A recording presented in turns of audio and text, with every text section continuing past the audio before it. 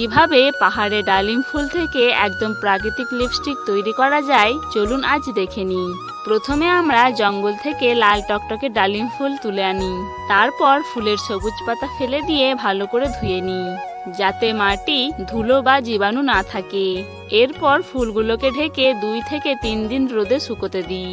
এতে ফুলের রং আর সুগন্ধ আরো গাঢ় হয়ে ওঠে। ফুল শুকিয়ে গেলে এর ভেতরের ছোট ছোট বীজ আলাদা করে নিই।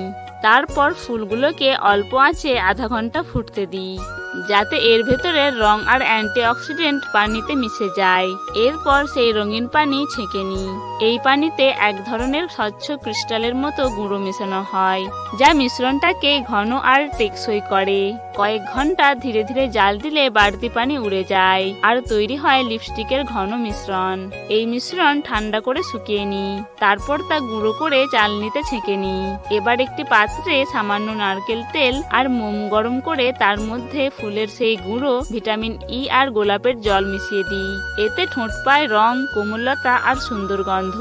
শেষে মিশ্রণটা ছোট ছোট ছাঁচে ঢেলে জমতে রেখে দিই। আর হয়ে গেল আমাদের একদম প্রাকৃতিক পাহাড়ি লিপস্টিক, যেখানে নেই কোনো কেমিক্যাল, নেই কোনো পার্শ্ব প্রতিক্রিয়া। এটা ঠোঁটে লাগালে শুধু রঙই নয়, ঠোঁট হয় নরম, সতেজ আর ফুলের মতো সুগন্ধময়, যেন একেবারে প্রকৃতির দেওয়া এক ছোট্ট উপহার। ভিডিওটি ভালো লাগলে একটা লাইক করে চ্যানেলটি সাবস্ক্রাইব করে পাশে থাকুন।